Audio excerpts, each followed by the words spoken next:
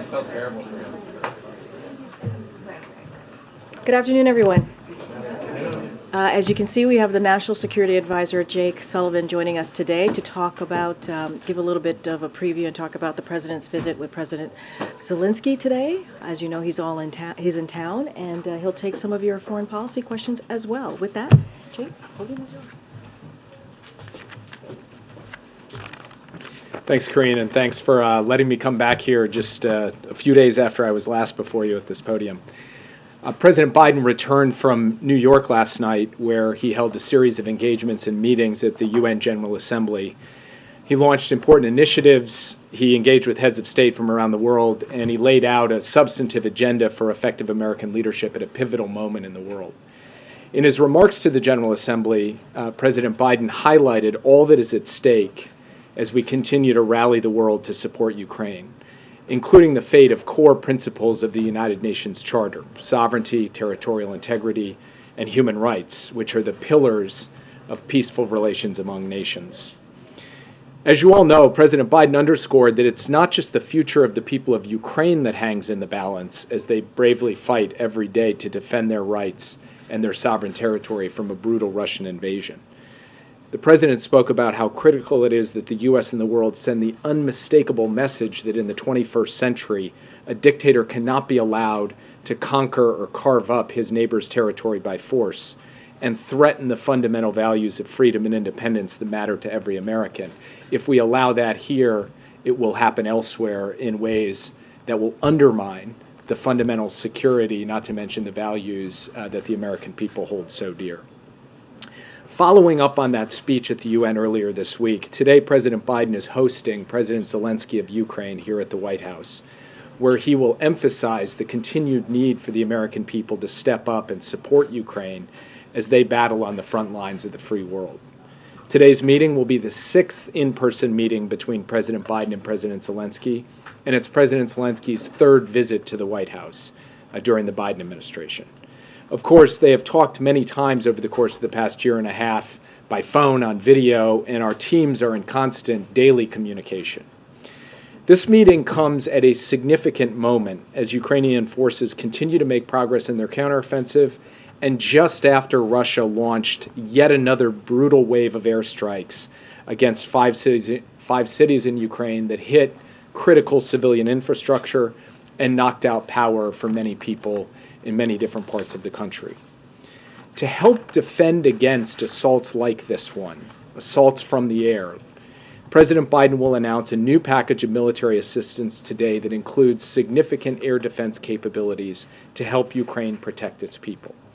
These capabilities will help Ukraine harden its defenses ahead of what is likely to be a tough winter, filled with renewed Russian attacks on Ukrainian critical infrastructure to try to deprive innocent people of necessities like heat and electricity. Because President Putin cannot achieve his objectives on the battlefield, he is reduced to and is resorting to attacks that are intended to plunge ordinary people's lives into cold and darkness. And we are going to do everything working with the Ukrainians to make that task more and more difficult for Russia to be able to pull off. The package the President will announce today will also include weapons and equipment to help Ukraine maintain its momentum in the counteroffensive.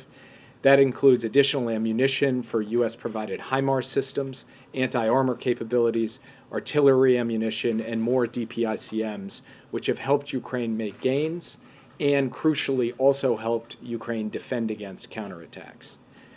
President Biden and President Zelensky will also discuss our joint efforts to support Ukraine's economic recovery, and he will introduce a special representative for Ukraine's economic recovery, Penny Pritzker, who will focus on engaging the partner countries and Ukrainian counterparts to generate international investment in Ukraine and work with Ukraine to make the reforms necessary to improve Ukraine's business climate.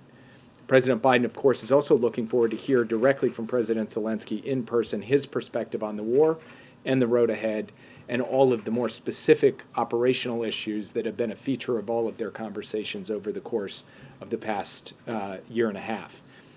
Above all, though, President Biden wants to use today to reaffirm his commitment this administration's commitment, this country's commitment to continuing to lead the world in support of Ukraine for as long as it takes. And that's what he intends to do today. And with that, I look forward to taking your questions. Yeah. Thank you. Can I take you to in Canada and India relationship? Actually, I was calling on her, but go ahead. Thank you so much. You can go ahead. Thank you. Can you give us a sense, your sense of what's happening between Canada and India? India is fuming at a Canadian allegation that India was involved in the death of a Canadian citizen, a terrorist in India. Canada is saying that they have informed you about the proof they have about those allegations. What's the sense about it? As soon as we heard from the Canadian Prime Minister publicly about the allegations, we went out publicly ourselves and expressed our deep concern about them, our support for a law enforcement process to get to the bottom of exactly what happened and to ensure that the perpetrators are held accountable. I'm not going to get into the substance of private diplomatic conversations, but we are in constant contact with our Canadian counterparts. We are consulting with them closely. We support the efforts that they are undertaking in this investigation, and we have also been in touch with the Indian government as well. And I will leave it at that for today, only to say that I have seen in the press some efforts to try to drive a wedge between the United States and Canada on this issue, and I firmly reject the idea that there is a wedge between the U.S. and Canada. We have deep concerns about the allegations, and we would like to see this investigation carried forward and the perpetrators held to account. That is what the United States has stood for from the moment this emerged in public, and we will continue to stand for that until this fully plays its way out. So you can go ahead. Sorry. Hi. So I know that attack-ums have been on the table, been in consideration by President Biden. I'm wondering if you could talk about what those consideration factors are. Is it a stocks money issue? Is it a we're not ready at that? They're not ready at this point in the war to start longer range fires? Can you tell us about that? So I can only tell you so much from this podium because operational considerations about any given weapon system, some of that is quite sensitive.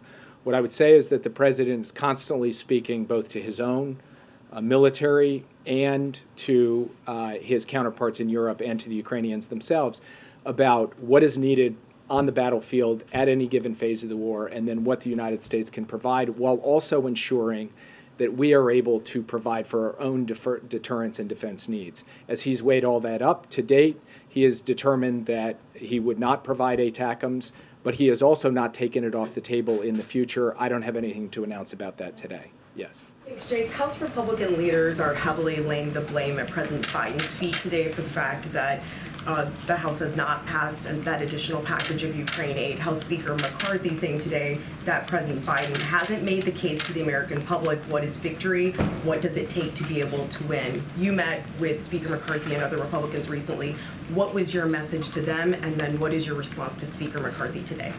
I'm not going to get into a debate with Speaker McCarthy from the podium. I would say that Speaker McCarthy has himself been an advocate for the supply of military assistance to Ukraine, has voted for previous packages, and that Republicans in both the House and Senate in very large numbers have been strong advocates and supporters for this, haven't just wanted to hear the case from us. They've been going out and themselves making the case to their constituents and to the world for why this is so important. And it is that level of bipartisan support that we've seen to date that has sustained the immense and impressive levels of assistance that we've been able to provide to Ukraine. We believe that that will continue because we believe that there is strong majorities on a bipartisan basis in both the House and Senate to provide this aid. That's what we look forward to seeing. Now, I did have the opportunity to see the Democratic and Republican leadership in the Senate and the House, and the chairs and ranking members of the key national security committees in two separate sessions. I thought they were incredibly constructive sessions. They were deeply substantive. The members had excellent questions. They also had a lot of how we most effectively pursue continued assistance to Ukraine and rally the world to help Ukraine defend its territory. So on the basis of those conversations and further consultation we've had since then, I continue to remain of the view that when all is said and done, after all the back and forth and the toing and froing and all the other elements going into these negotiations that have nothing to do with Ukraine, that there will be strong bipartisan support to continue funding Ukraine to the extent that we believe is necessary to get Ukraine what it needs. Yeah. Thanks, Jake. Back to India for a minute. Does the U.S. have any intelligence or investigative evidence to support Canada's claims? And then secondly, Ambassador Garcetti had suggested that President Biden was going to return to India in January to celebrate Republic Day, and I'm wondering if that trip is now in question given this diplomatic row between two U.S. partners. I'm not going to speak to either intelligence or law enforcement matters from this podium. I will let that process play out. We are in, as I said before, continuous communication and consultation with the Canadian government, and we will remain so as we go forward. And I do not have anything to announce about travel by the President to India in January or at any other time today. Yes. Jake, you've expressed your confidence that Congress will, in the not-too-distant future, pass the necessary $24 billion in funds that you say are necessary going forward in Ukraine.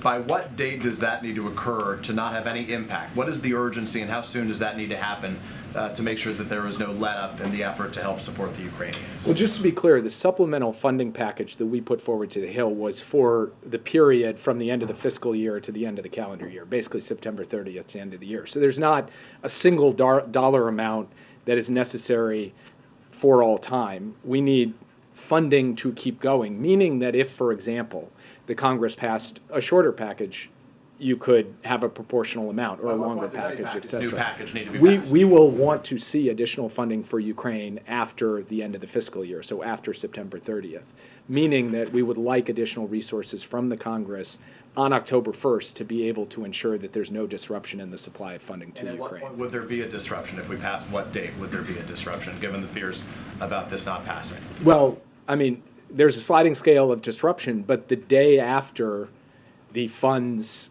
lapse or run out at the end of the fiscal year, there would be a break if we do not get the funding starting October 1st. That's why we are making the case to the Congress that we should see additional funding at that time. Quick follow-up on the Congress. Speaker McCarthy, as has now been reported, turned down Presidentzilinski's desire to speak for a joint session of Congress. Obviously, they control Congress, you don't. But what do you think that says to the American people if Zelensky was not given that opportunity, given the stakes that you say exist right now? I've read the reports that I haven't heard it directly, so it's hard for me to comment or speculate on it. What I will say is that President Zelensky just spent hours up on the Hill with Democrats and Republicans, and not just behind closed doors, but out in public to be able to explain his case and to stand, frankly, with members who want to also make the case that this should continue. So I keep saying basically the same thing standing up here that I genuinely believe, which is there is a vocal, quite small minority of members who are raising questions. There is a very strong, overwhelming majority of members, both Democrats and Republicans, who want to see aid continue, and I believe that's where the American people are as well. So I believe that will shine through in the end, yes. Is the U.S. concerned about Poland's decision to stop sending arms to Ukraine, and whether that signals any sort of broad waning of Western support for Ukraine? When I read the headlines this morning, I was, of course, concerned and had questions, but I've subsequently seen the Polish government spokesman come out to clarify that, in fact, Poland's provision of equipment, including things like Polish manufactured howitzers, is continuing, and that Poland continues to stand behind Ukraine. So we will stay in consultation with them to ensure that we understand fully what the nature of Poland's stance is on these issues, but I believe that Poland will continue to be a supporter of Ukraine. Thank you, Jake. What are you telling congressional leaders about how much more aid is needed to ensure Ukraine can win the war, not just sustain the war, and what timeline are you sharing with them? Well, we've put forward a proposal. We've actually laid out in some detail every element of assistance that we believe is necessary to get us to the end of this year, and then we have begun talking to them about what next year looks like as well. But that's in military support, economic support, humanitarian, energy assistance, and so forth.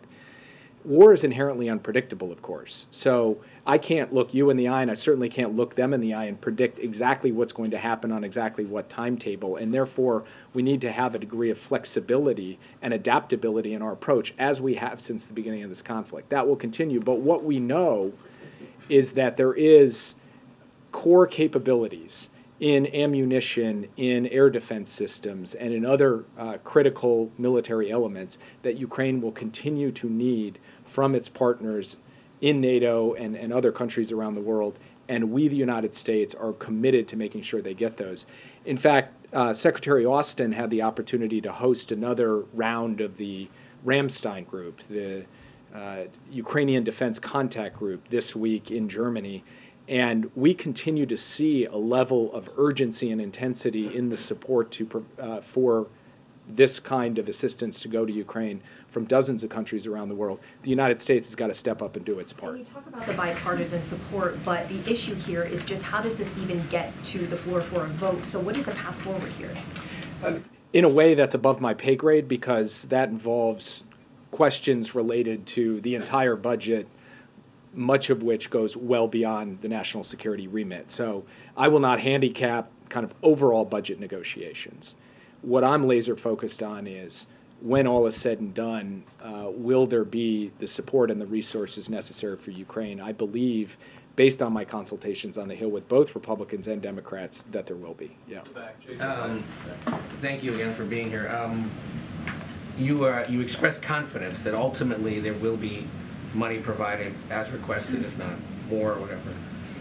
And that's the understanding here at the White House. How do you explain then all of this to Zelensky or to other world leaders who might be watching this domestic fight and thinking, should we really believe that the United States is on board with Ukraine and with this effort? I mean, how do you explain congressional dysfunction, I guess?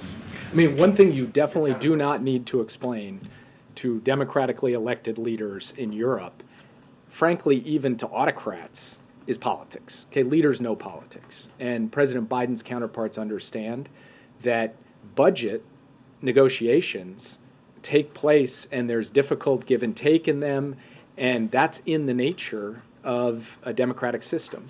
So President Zelensky is not coming here like a babe in the woods, not having any understanding that, you know, we have to work through as we approach the end of the fiscal year, funding for the government going forward. He recognizes that that's going to be contested, that there are different perspectives. What he wants to hear from the president is kind of similar to what you are trying to elicit from me, which is what is the degree of confidence we have that we can deliver in the end, and we believe that we can, which doesn't mean that the road ahead is entirely straight or I can predict to you exactly how this is all going to play out. What I believe is that when all is said and done, the support will be there. And one real quick on, we talked about Canada. There's an issue with Mexico today because AMLO suggested he's not coming to APEC in November amid concerns with its relationship with Peru. Have they given formal notice they're not coming? And what do you make of this dispute between the two? I actually had not seen him go out publicly and say that, but without going deep into our diplomatic conversations with them, they had raised the possibility that that might happen. We'll have to talk to them, and I don't want to comment on it at the podium before I've had the chance to talk to them directly. Yeah. Thank you so much. I would like to ask you a question about Saudi Arabia. Yesterday, the Crown Prince said that if Iran gets nuclear weapons, then Saudi Arabia would get them too. How do you react to that? And is it a way to put pressure on the administration at a time when the president is trying to broker a deal with Israel? No, I don't think so. This has been a long-standing position of Saudi Arabia. And frankly, one of the major reasons that we are working overtime with partners and allies to ensure that Iran never gets a nuclear weapon is that if they did, not only would they be a direct threat to the region and beyond, but it likely would trigger a regional arms race. So it has been core to the American principle and policy with respect to ensuring Iran does not get a nuclear weapon, this risk that potentially other countries in the region would seek nuclear weapons. That's not something that emerged yesterday in an interview. That has been a feature of the landscape going back many years. Now, from our perspective, we will do all that is necessary, and we have said this repeatedly, the president himself has said it, to ensure that Iran never gets a nuclear weapon, so this hypothetical never comes to pass. And that's the stance that we take, and nothing about the comments made yesterday change or alter that. Yeah. Thank you so much, Jake. Is it me or something? Yeah, go ahead. Thank you.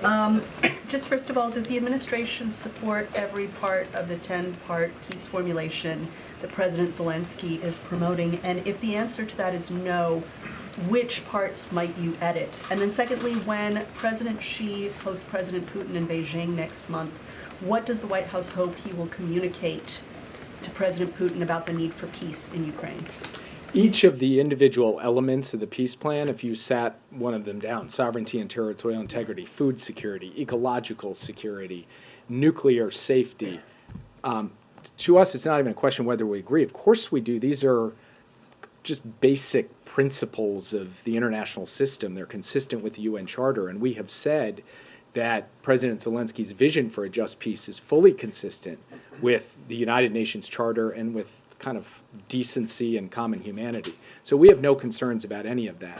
What President Biden has said is that at the end of the day, the baseline for peace are the core principles of the UN Charter, particularly sovereignty and territorial integrity and human rights. That's what we're going to continue to drive at. That's what President Biden and President Zelensky will speak about today. Yeah. Xi, sorry. Oh, sorry. What was it about Xi? What do you hope that President Xi will communicate to Putin when they meet in Beijing about the need for peace in Ukraine?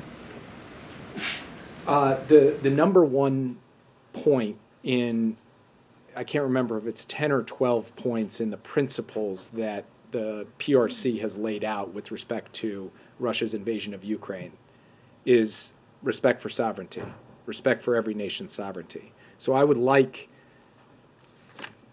to see every leader who goes and speaks to President Putin reinforce that that basic proposition is inviolable, and that every country, including countries that have better relationships than Russia than we do, are going to stand by that principle as we go forward. That's fundamentally their responsibility. Yeah. I had two quick follow-ups.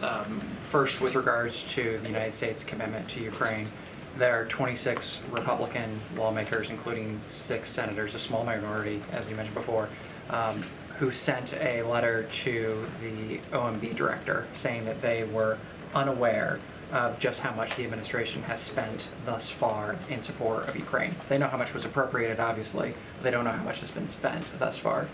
Do you have a general figure you can give us?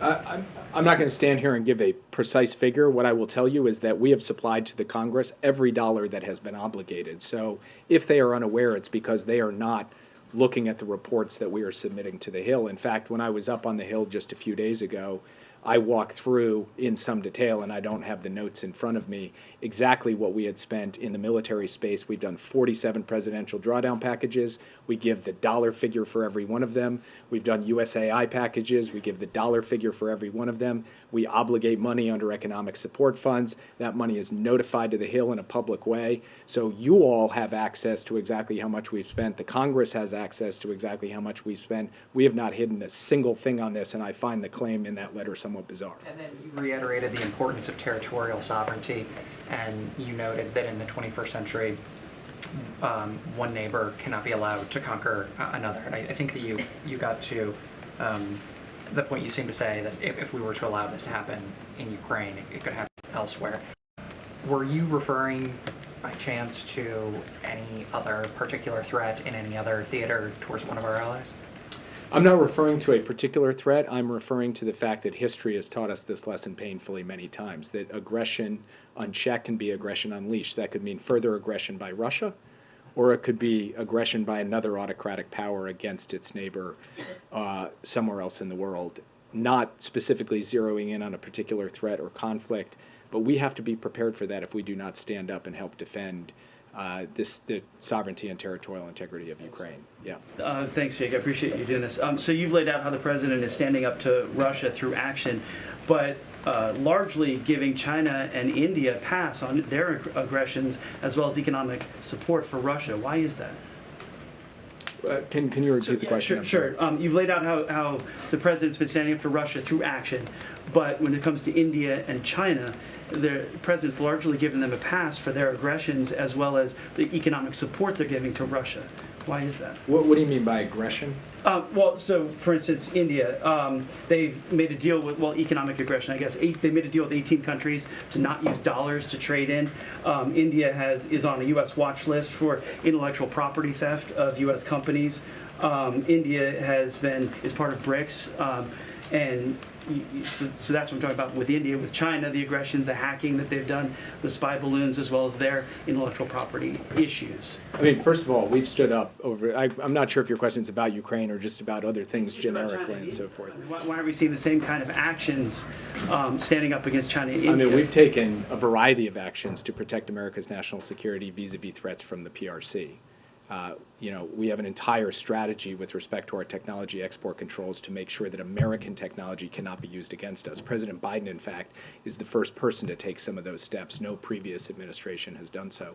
And where we have concerns with India, whether it comes to issues related to the very watch list that you're describing or otherwise, we make those concerns clear and we defend U.S. interests, as we do with every country in the world. Now, India is not Russia, and China has its own set of challenges that we deal with in its own context. So, of course, there's going to be differences in how we deal with countries one by one. But the idea, the North Star of this administration is, if you represent a threat to the American people's security, prosperity, or basic sense of fairness, we will take action to defend that. I think our record on that across multiple countries, including the ones you've mentioned, is quite clear over the last 2.5 years. Yeah. Thank you. You're talking about the $24 billion being through the end of this calendar year. You mentioned that you are looking ahead to what comes next. Do you have any projections for how much more will be needed? And is there, do you have projections, and can you share them? I will tell you, standing here right now, I let the OMB director lay out our budget requests to the Congress, our supplemental requests to the Congress. I do not do that. We are working through that, and in fact, trying to have an open and transparent conversation with the Congress on it as well. But I'm going to leave it to the people whose remit it is to lay out our resource requests to the Congress to do that. I won't do that for them. Yep. Just back on India quickly. Do you know whether President Biden intends to speak to Modi about these allegations from the Canadians? And do you see that this incident and that this concern could drive a wedge between the United States and India at this very moment when you're trying to sort of rebuild that relationship? I'm not going to get into private diplomatic conversations that have either already happened or are going to happen on this topic, only to say that we have been and will be in contact with the Indians at high levels on this issue. It is a matter of concern for us. It is something we take seriously. It is something we will keep working on. And we will do that regardless of the country. There's not some special exemption you get for actions like this. Regardless of the country, we will stand up and defend our basic principles, and we will also consult closely with allies like Canada as they pursue their law enforcement and diplomatic process. On Ukraine, sorry, just on Ukraine, you've talked about the sort of need for, on the kind of discussions about what weapons will go and when they will go. There are some members of Congress, some senators, who say that there's some sort of equivalency, like, you're not sending you shouldn't send ATACMS, for instance, or weapons to Ukraine because you should preserve them to send them to Taiwan. Can you unpack that for us in terms of what the store of weapons that are available, the weapons that can be produced, and whether there are sufficient weapons to respond to eventual needs in other places besides Ukraine?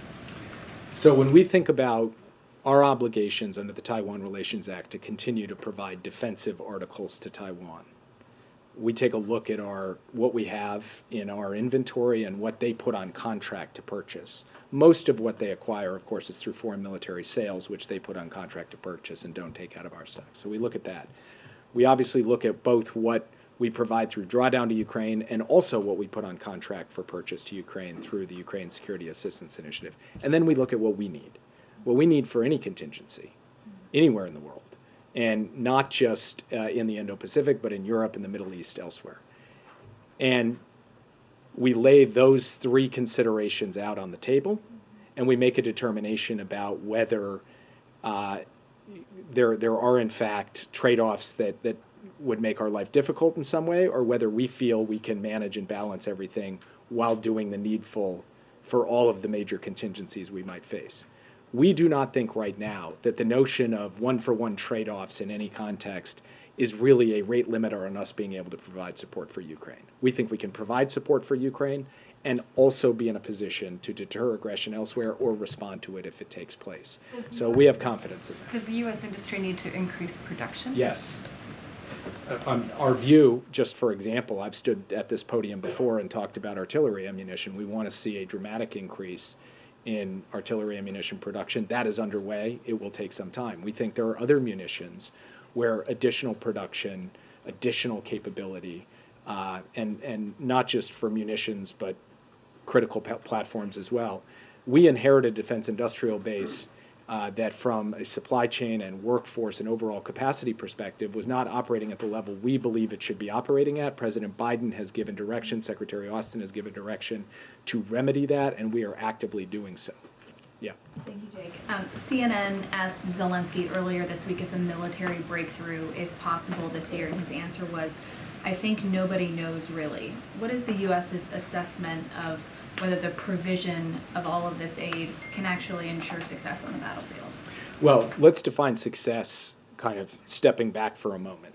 Number one, Kyiv stands, Kharkiv stands, Kherson stands. Major cities of Ukraine are not under Russian domination and occupation today because, first and foremost, of the bravery of the Ukrainian soldiers on the front lines and the people, the Ukrainian people who are supporting them, but also in no small part because of the material assistance we have provided. And that is a significant fact. Second, Ukraine is in fact taking back territory. It is doing so methodically, step by step, and the weapons that we have provided have allowed them to deoccupy more territory in the last 3 months than the Russians were able to take in 8 months over the course of its fall and winter offensive last year. So we will keep at this, and we believe that the weapons we are providing are helping Ukraine not only make forward progress, but also critically defend the territory that they continue to hold against Russian efforts to overrun it and occupy it, because Putin has not given up on his fundamental goal, which is to subjugate the country of Ukraine. And we will not permit that to happen, and the Ukrainian people will not permit that to happen. I'll do one more. Yeah. When President Zelensky was here last December, he and President Biden had a joint press conference after their meetings. That's not on the agenda for today. Why was that not scheduled for this visit? So President Zelensky came in from New York. He's going off to other destinations tonight. He has a limited number of hours here. We wanted to make sure that he spent plenty of time on the Hill engaging with Democratic and Republican members, answering their questions, making his case. And then President Biden wants plenty of time to sit with him one-on-one in a small group and then with his cabinet to be able to work through everything. They will have the opportunity to make, I think, 2 statements to the press during that time. But we chose how to allocate the time based on what we think is going to generate the best possible results for Ukraine. And President Biden is looking forward to the set of engagements this afternoon. I'll just say one more thing back to the question of how much assistance that we've provided, lest anyone say, oh, Jake doesn't know how much assistance we've provided. This is just off the top of my head, so you can confirm these numbers. But roughly $47 billion in military assistance between PDA and USAI.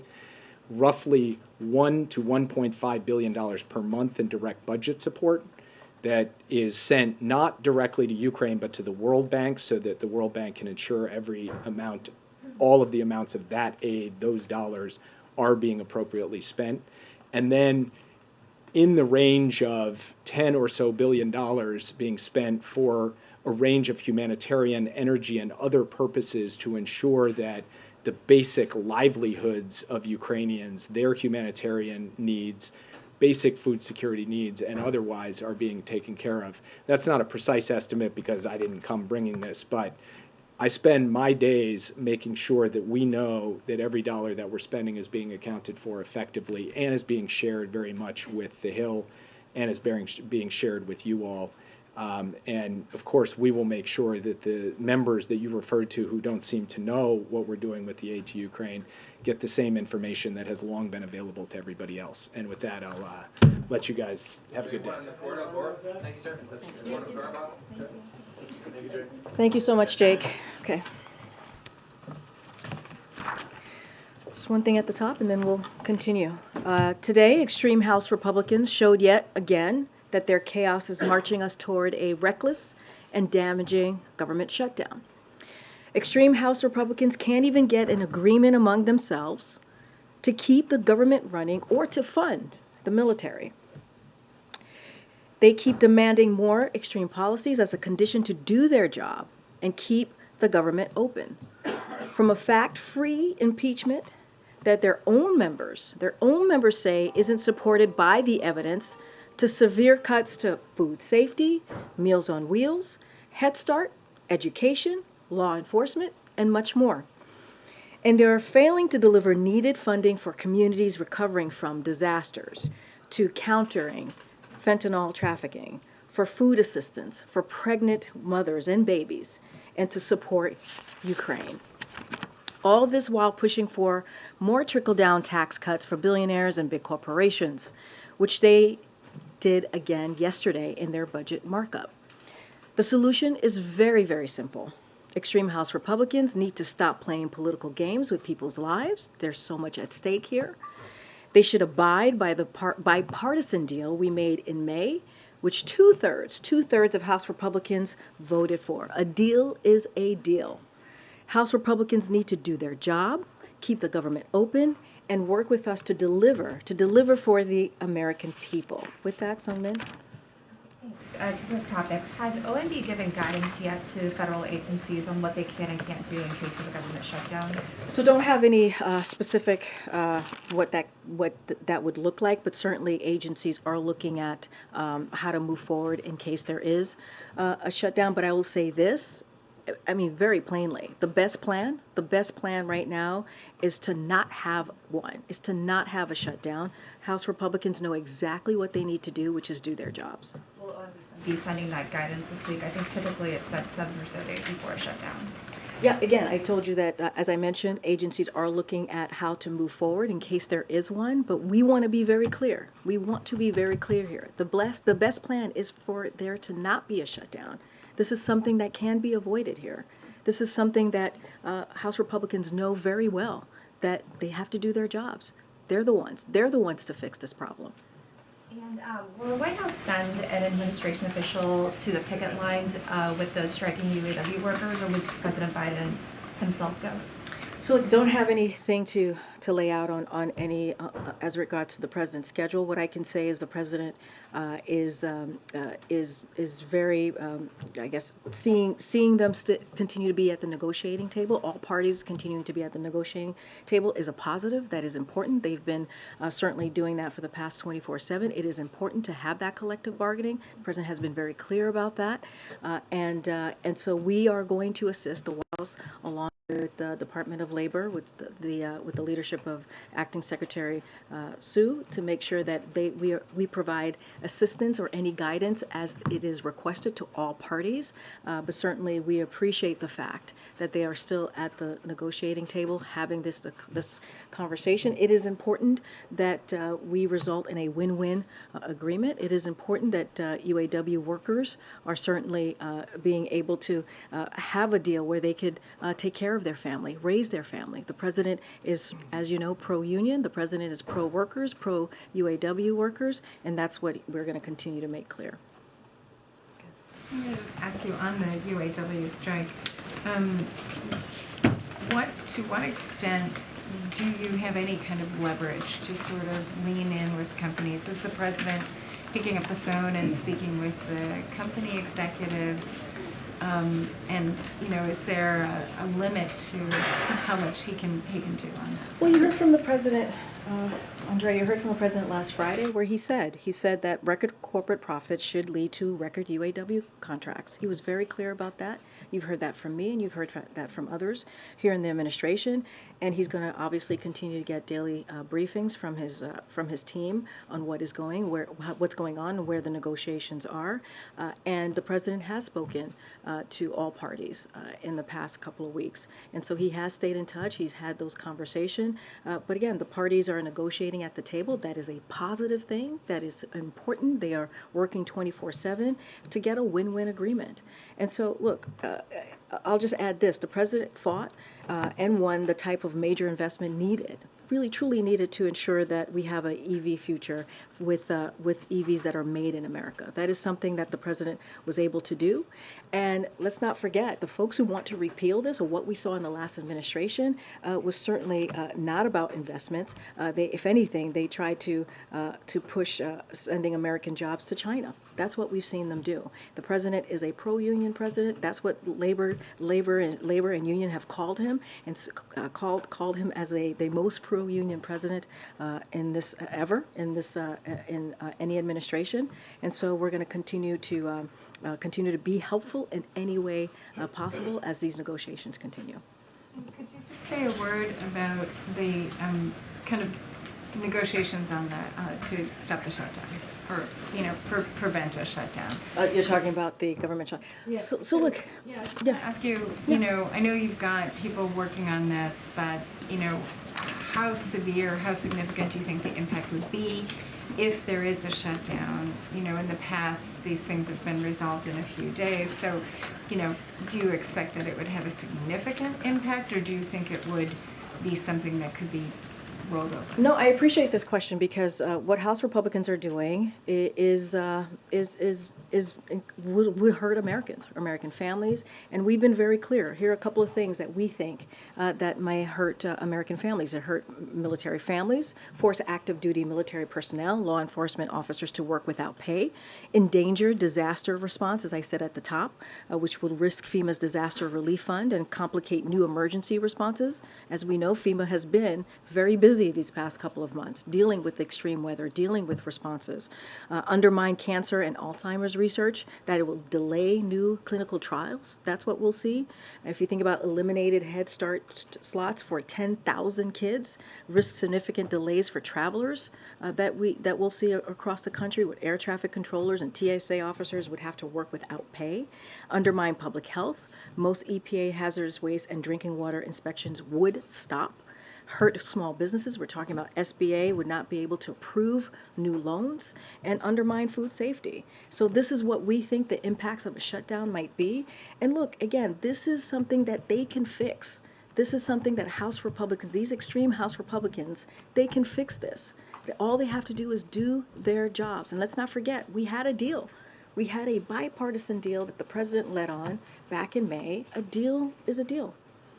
Catching. Thanks, Karine. Speaker McCarthy said today he would be, quote, more than willing to look at the $24 billion request for Ukraine if the president first looks at the Republican border bill that they put forward. What's your response to that? There is no conversation to be had because a deal was made already.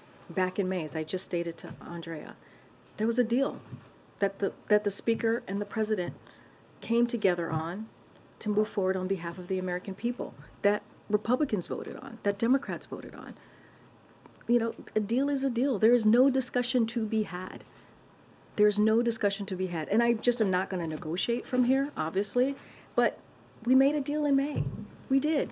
Something that American people want to see. They want to see both sides coming together, actually delivering on matters that are important to them. So this could be fixed by them, not by us. We made a deal already. And that was back in May. Anything you can tell us about tomorrow's schedule? I don't have anything to share at this moment on tomorrow's schedule. Certainly, we will have that out for all of you later today. Okay, Peter. Karine, the administration said yesterday it was granting temporary legal status to hundreds of thousands of Venezuelans. At the same time, the city of Eagle Pass in the Rio Grande has announced a state of emergency because of immigrant surge. Is there any concern that the timing of this Venezuelan TPS announcement might exacerbate what's happening in Eagle Pass right now? And essentially, is this going to make the situation in Eagle Pass worse? So look, we have worked very hard, the President have worked very hard to implement a strategy when it comes to the border that is humane, safe, and has orderly enforcement.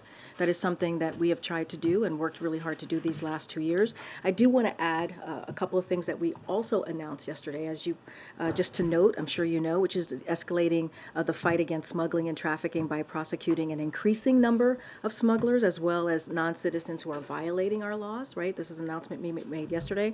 Also in deploying 800 new active duty military personnel to support border efforts and get CBP agents and officer out in the field. This is this is on top of the 2,500 National Guard personnel also deployed, and expanding the fentanyl expedited removal management. So those are 3 other pieces that we announced, as well as the Venezuela TPS yesterday. Let's not forget the 24,000 CBP agents and officers along the southwest border. So we have taken steps without the help of Republicans in Congress to do everything that we can to deal with this issue. And let's not forget, forget what the Republicans proposed. Their continuing resolution would lead 800 CBP agents and officers being fired and will result in 50,000 pounds of cocaine, more than 300 pounds of fentanyl, more than 700 pounds of heroin, and more than 6,000 pounds of other drugs to enter the country. That is what they proposed just a day ago.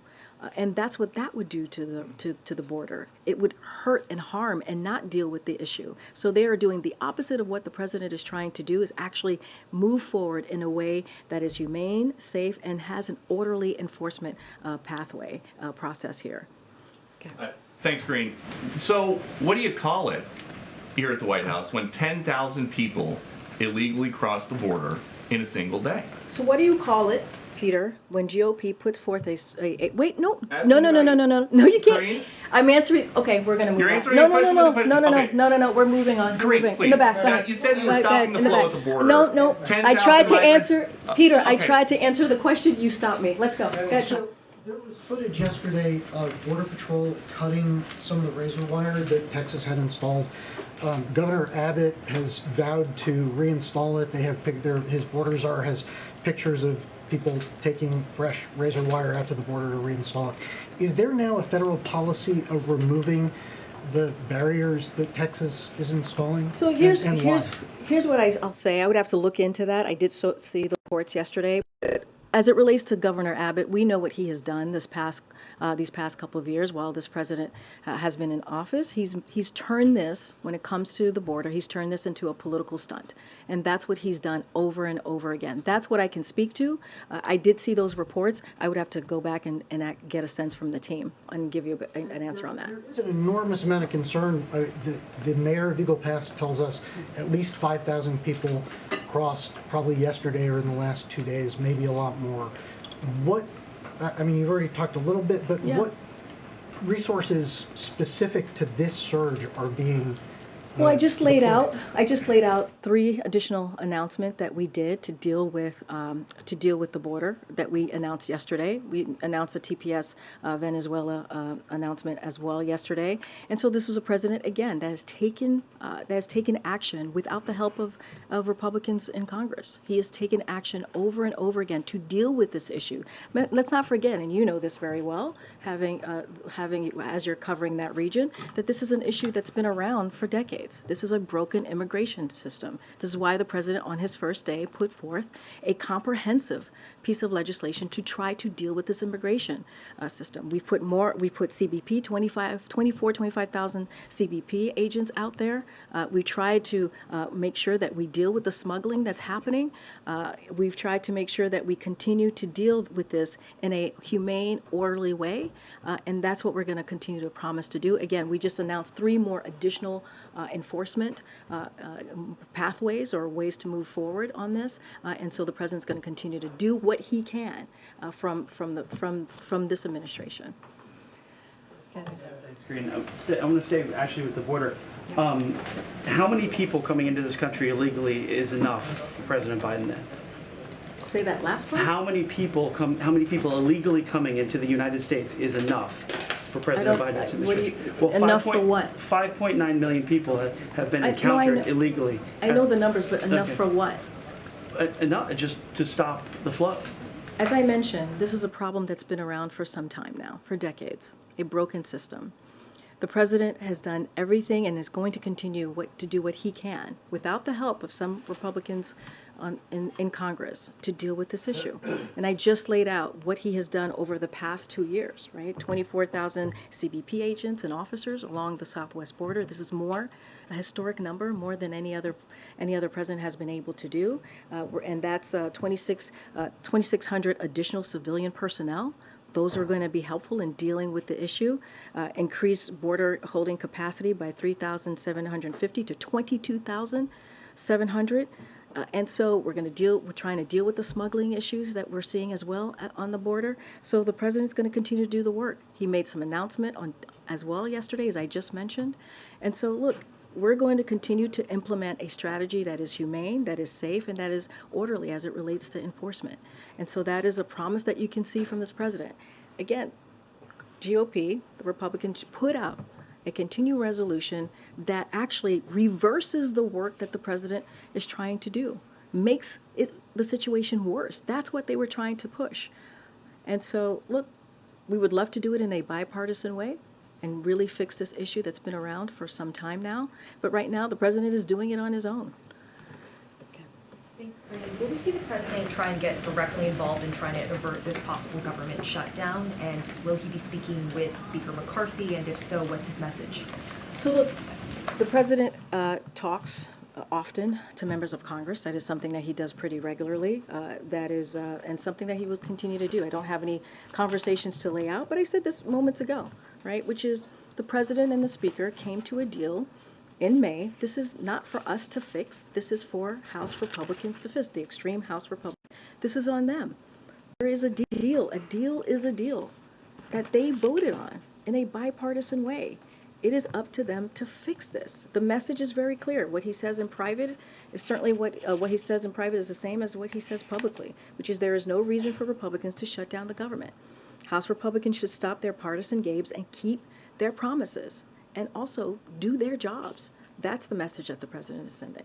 Given everything you've laid out, why is there so much confidence from Jake Sullivan and other members of the Biden administration that this additional funding to Ukraine will get approved? Well, look, I mean, you've heard us say this before.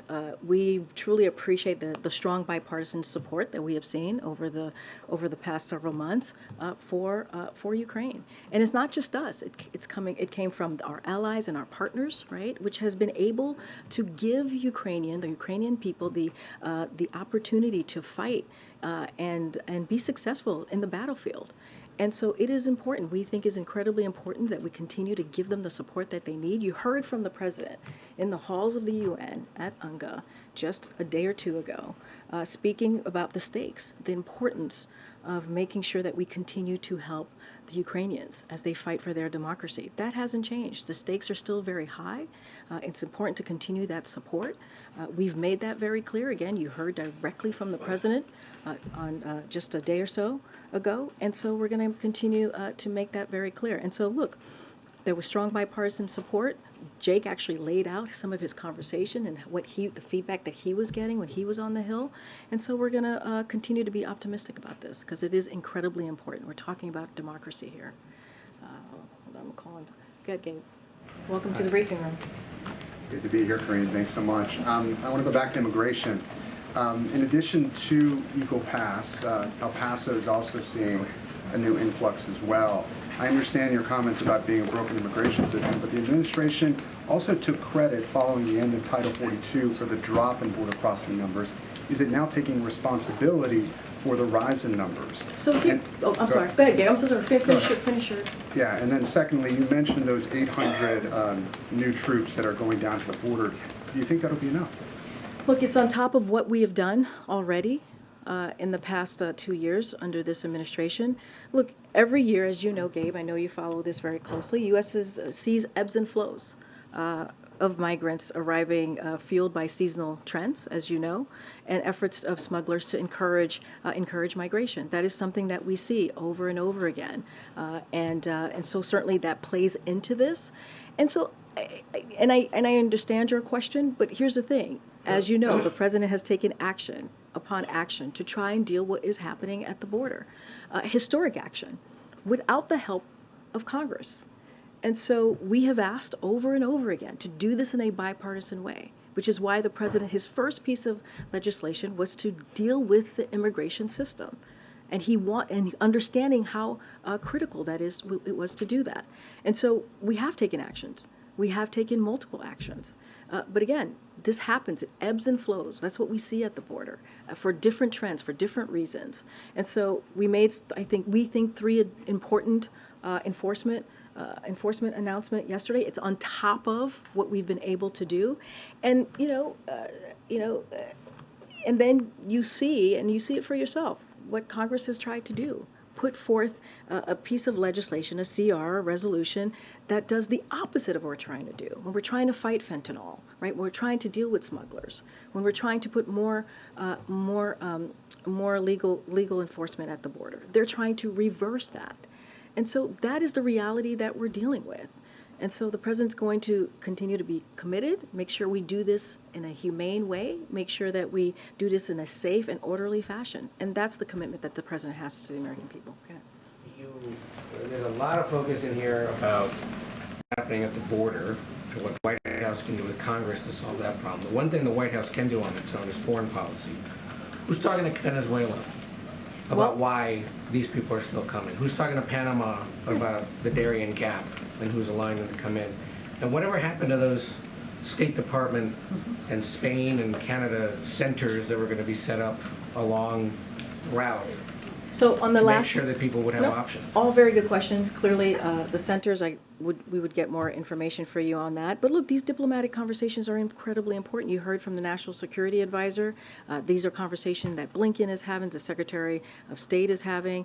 The President, let's not forget, just last fall brought 22 countries together to talk about how migration is affecting the region. And remember, they signed a declaration. Look, these diplomatic conversations will continue. It is not an easy issue to deal with, right? But they're going to continue. The point that I'm making, and the point that I think you all some of you have reported on, this is a president that has taken historic action on an issue, on a system that has been broken for some time. And we have been very clear, we would like to do this in a bipartisan way. We would like to do it with the help of Republicans, but right now we are doing it in the best way that we can, taking diplomatic actions that you just laid out, right? Having those conversations, seeing how we can work with this issue, because it's a regional issue. This is a West Hemisphere issue, right? And so we're going to continue to do that, and also make announcements like we did yesterday to deal with what's going on at the border. Okay, all right. Take one more question for go ahead. Thanks, Karine. The president is expected to announce a new office for gun violence prevention to coordinate the administration's efforts. This obviously has been a proposal that's been on the table for years from advocates. And this White House has always maintained that this falls under the Domestic Policy Council. I'm wondering if you could just tell us why the White House has agreed to accept this proposal now, since advocates have been pushing for it since the transition. So I'm going to be very careful here, and certainly, as you know, we are going to give the president and the vice president are going to give remarks on gun safety tomorrow. So I'm going to let them speak to this. So don't have anything to share on this at this time. So I would tell you to stay tuned. But look, in a much broader sense here, the president has said gun violence is an epidemic. There are many people who are sitting around their kitchen table every night who are missing their loved ones because of gun violence, because of what's doing to their community.